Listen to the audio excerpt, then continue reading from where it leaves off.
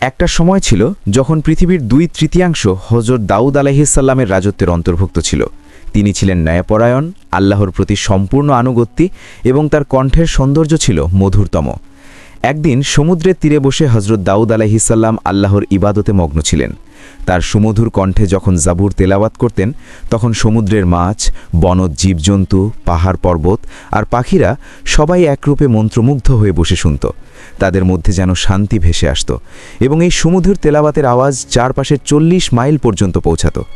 সেই সময়ে সমুদ্র তীরবর্তী অঞ্চলে বসবাস করত বানি ইসরায়েলের লোকেরা। তাদের জীবন নির্ভর করত মাছ ধরার উপর।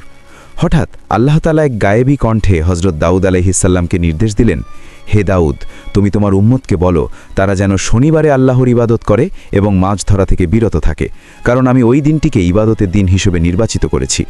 হযরত দাউদ আলাইহিসসালাম তাই বানি ইসরায়েলকে জানালেন, হে প্রিয় লোকেরা, শনিবার দিন আল্লাহর ইবাদত করো এবং সব ব্যবসা বাণিজ্য ও মাছ ধরা বন্ধ করো। আল্লাহর হুকুম মেনে চললে তোমাদের কল্যাণ হবে। কিন্তু সব লোক তার কথায় বিশ্বাসী ছিল না। কিছু জেলে লোভে ভরে যায়। তারা ভাবল, যদি শনিবার মাছ ধরতে না পারি তাহলে সপ্তাহের অন্য দিনও আমরা যথেষ্ট মাছ পাব না। তারা জালে কৌশল করে মাছ ধরে নেওয়ার পরিকল্পনা করল।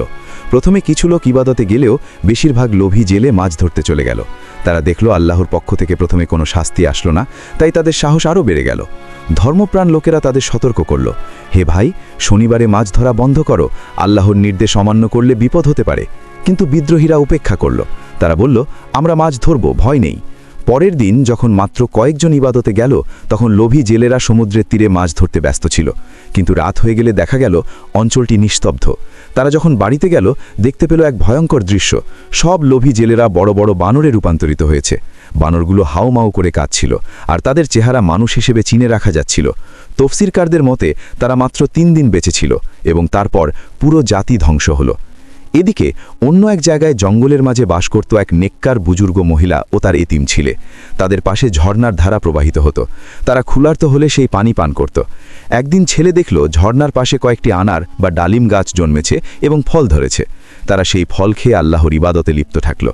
কিছুদিন পর ছেলে চাইল বাজারের খাবার কিনতে। মা বাধ্য হয়ে অনুমতি দিলেন। ছেলে ফল বিক্রি করল, কিন্তু পরের দিন থেকে গাছে আর কোনো ফল ধরল না। 3 দিন কেটে গেল। তাদের ক্ষুধা বেড়ে গেল।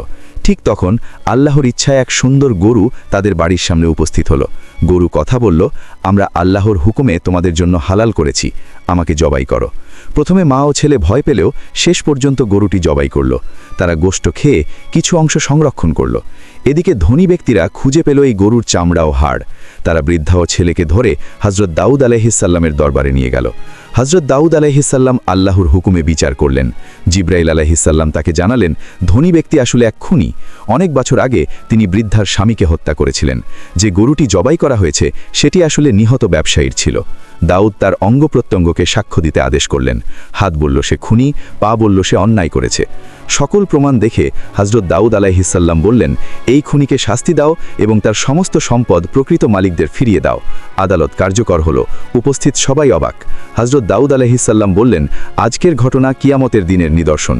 সেদিন মানুষের হাত পা তাদের কৃতকর্মের সাক্ষ্য দিবে। এরকম ইসলামিক ভিডিও আরও পেতে চ্যানেলটিকে এখনই সাবস্ক্রাইব করুন।